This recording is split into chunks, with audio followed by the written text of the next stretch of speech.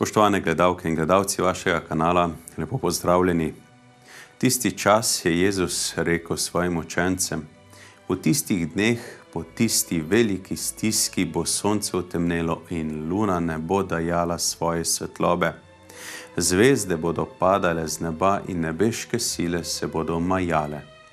Tedaj bodo videli Sina človekovega priti na oblakih z veliko močjo in slavo.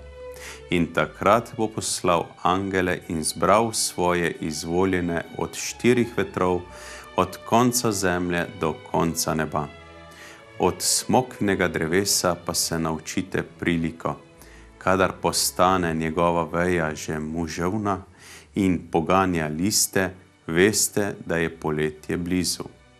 Tako tudi vi, ko boste videli, da se to dogaja, vedite, da je blizu, pred vrati. Resnično, povem vam, ta rod nikakor ne bo prešel, dokler se vse to ne zgodi. Nebo in zemlja bosta prešla, moje besede pa nikakor ne bodo prešle. Za tisti dan ali uro pa ne ve nihče, ne angeli v nebesih, ne sin, ampak samo Oče. Jezusove besede so zelo pretresljive. Zdi se, da bi z milejšo retoriko ne bile tako pomenljive in bi uspavale. Toda potrebna je budnost, nenehna pripravljenost.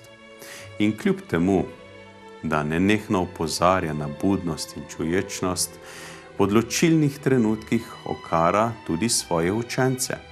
Niste mogli čuti niti 1 uro z menoj? Kljub vsemu trudu in delu se je zgodilo, da so tudi njegovi učenci zaspali.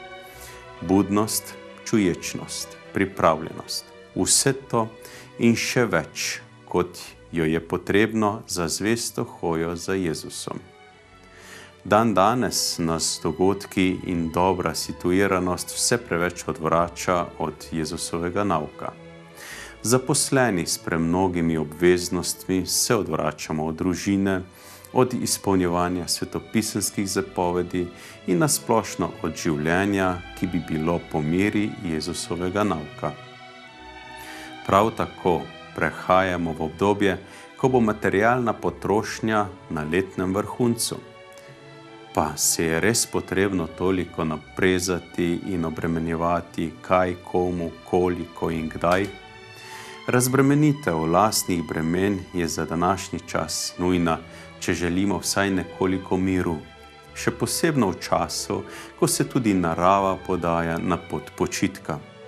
Torej je morda ta čas tudi za nas idealen, da se odpravimo na to pot, ter v sebi premislimo naša dejanja in ravnanja, obnovimo medčloveške vezi in utrdimo plamen upanja, ki nas bo grel v tem času, ko se je narava ohladila in nam svetil, ko je noč postala daljša od dneva.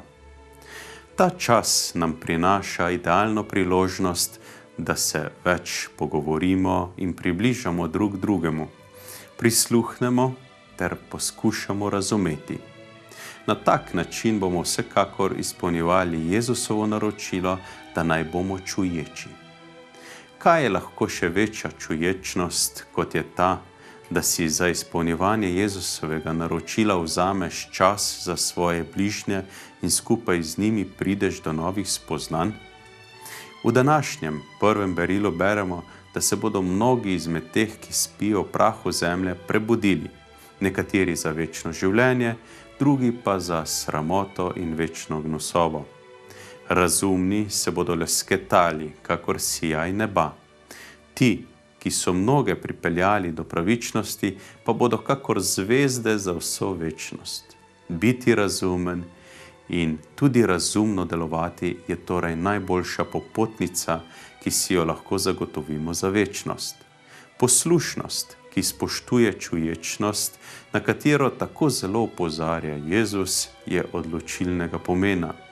In kdor tako živi, ta tudi prepoznava znamenja časov in se ne boji, saj Gospod vselej ob njemu stoji. Drugo berilo pa nas nagovori, da je Kristus za grehe daroval eno samo žrtev in za vekomaj sedel na Božjo desnico. To delo je opravil enkrat za vselej.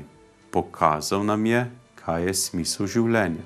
Na nas pa je, kako bomo ta smisel prepoznavali v teku svojega življenja in mu tudi sledili. Želim vam še naprej lepo in doživeto nedeljo.